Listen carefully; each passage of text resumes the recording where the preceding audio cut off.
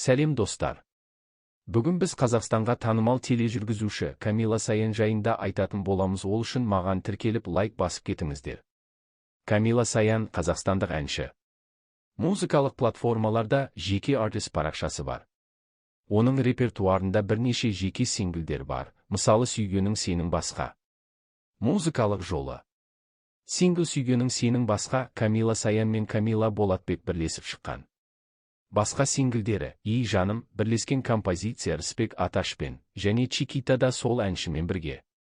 Әннің видеоклиптері бар, мысалы «Қыз ғұмыр» атты әннің YouTube тағы видеосы. Театр мен өнерге қатысы.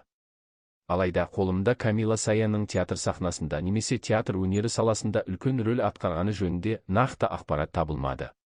Оның мәнері қазіргі заманның поп жолы, әнші ретінде музыкада әрекет етіп жүргені көрінеді. Егер сахнада театрлық қойылымдарға қатысқан болса, ол жайлы толық ақпарат ашық дерек көздерде көп емес. Қызықты жайттары.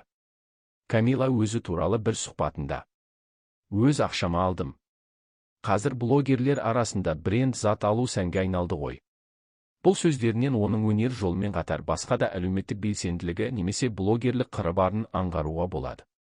Оның музыкасына қатысты бірнеше платформаларда жазылымдар бар және тыңдаушылар тарапынан қызығушылық байқалады. Мысалы, Apple Music'та. Камила Саян қазіргі қазақстандық әншілер арасында танымалдардың бірі. Музыка саласында белсенді, синглдары бар, аудиториясы бар. Камила Саянның негізгі мамандығы туралы. Ол бұрын бортсерік болып жұмыс істеген. Қазіргі кезде блогер, тележүргізуші ретінде белсенді жұмыс істейді. Яғни, мамандығы әуелде авиация қызмет көрсетумен байланысқан болса, кейін бақ пен цифрлы медиамен айналысуға бағытталған. Отбасы жайлы мәліметтер. Камиланың тұңғыш ұлының аутизмдік спектр бұзылысы диагнозы бар екенін өзі ашық айтқан. Ол бір болайық жобасының жүргізушісі ретінде өз отбасылық өмірінің кейбір тәжірибелерін қолданатынын, отбасындағы қарым-қатынасты маңызды санайтынын әзірге білдірген. Баланың диагнозы туралы пікірлер мен түсініктемелерге қатысты. Бұрын бәрі құпия сақтайтын едім. Баламның аутизмдік спектр бұзылысы бар. Ол негізінен оқырманымнан білдім. Бұдан бөлек, 2024 жылдың сәуірінде Камила ұлының дүниеге келгенін хабарлаған. Оның әлеуметтік желілерінде отбасылық суреттері бар, бірақ толық отбасы құрылымы, әріптесі, балалар саны, жеке жағдайлары кеңінен ашылмаған. Камила Саянның тележүргізушілікке келу жолы да қызықты әрі ерекше. Камила Саян алғашында бортсерік, стюардесса болып жұмыс істеген. Бірақ уақыт өте келе әлеуметтік желіде белсенділік танытып, блогер ретінде танылған.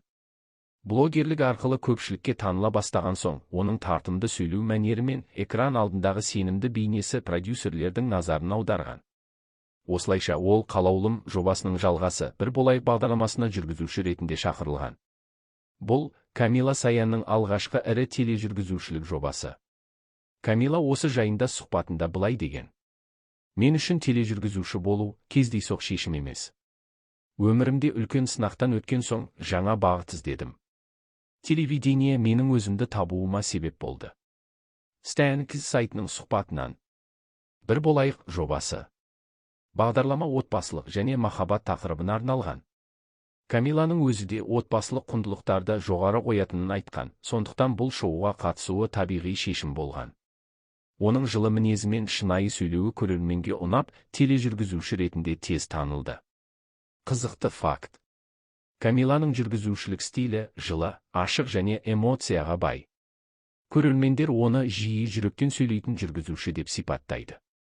Телевидениеге келген соң, ол түрлі әлеуметтік және қайырымдылық жобаларда да бой көрсете бастады. Жоба 2022 жылдың сәуір айында 1000-шы шығарылымын атап өтті.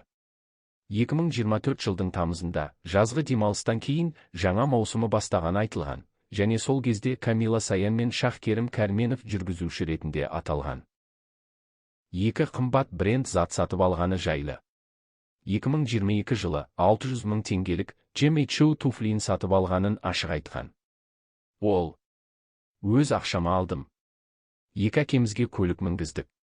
Анама үй алып бердім деген. Бұл оның блогерліктен бөлік, өзінің еңбек жолымен табыс арқылы отбасына көмек көрсеткенін көрсететін факт. 4. Анасымен қарым-қатынасы жайлы. Камила өзінің анасы қатал болғандығын, және бала кезінде одан қорқатындығын айтқан. Мысалы, мен алғаш рет 5 сыныпта манты жасағанмын, ол кезде бар болғаны 10 жастамын деген. Бұл оның отбасылық тәрбиесі, балалық кезеңі жайлы жеке бір көрініс береді. Камила Саян халық жүрегінен ерекше орын алған тұлғалардың бірі. Бір шынайылығы мен табиғилығы. Камила ешқашан жасандылыққа ұрынбай, көрерменмен ашық сөйлесіп, қарапайым қалпында көрінеді. Осы қасиеті халыққа жақын етті. 2. Тележүргізуші ретіндегі кәсібилігі. Бір болайық жобасындағы жүргізушілік шеберлігі арқылы ол адамдардың тағдырына бейжай қарамайтын, эмоцияға бай тұлға ретінде көрінді. Көптеген көрермендер оны жүрекпен сөйлейтін жүргізуші деп атап жүр.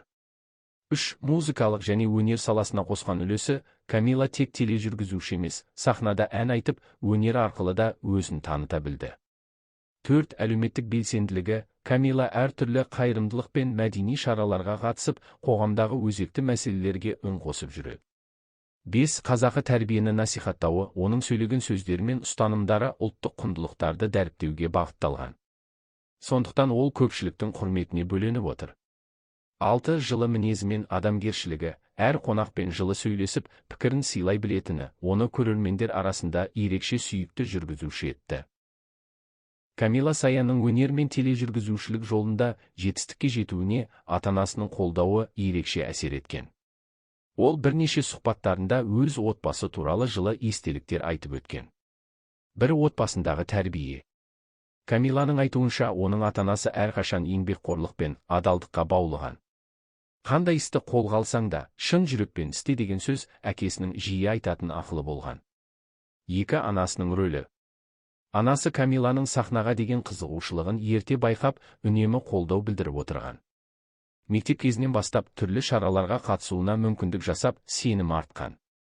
3. Тележүргізушілікке қадам. Телевидение саласына келгенде де анасы мен әкесі оның таңдауын мақұлдап, бұл сенің бағытың деп дем беріп отырған. Камила кейінгі сұхбаттарында: ата-анам әрқашан менің жанымда болды. Сол сенім маған күш берді деп айтқан. 4. Қазіргі қарым-қатынас. Ол ата-анасын өз өмірінің басты тірегі деп санайды. Бос уақытында ауылға барып, бірге болуға тырысатынын да жиі айтады. 1. Камила Саян қыз мінезі жайлы ерекше көзқарас айтады. Ол бірнеше сұхбатында қазіргі қыздардың өмірге, отбасы мен сұлулыққа көзқарасын жиі талқылайды. Қыздың сұлулығы тек бетінде емес, жүрегінде. Ал ақыл мен инабат нағыз сән, деп айтқан. Бұл ойы көп көрерменнің көңілінен шыққан және әлеуметтік желіде кең тараған. 2. Театр мен сахнаға қызығушылығы бала кезден. Камила мектепте жүргенде драма үйірмесіне қатысып, шағын сахналық қойылымдарда ойнаған. Ол кезде тележүргізуші болам деп ойламағанымен, сахнаға шыққанда өзін еркін сезінген. Кейін бұл қасиет эфирде көмектескен. 3. Фото мен бейне эстетикасына қатты мән береді. Интервьюлер мен түсірілімдерде Камиланың кадрдағы түс пен жарықты өзі таңдайтыны айтылады. Ол режиссерлерге жарық табиғи болсын, эмоция жасандылықсыз көрінсін деп жиі кеңес береді.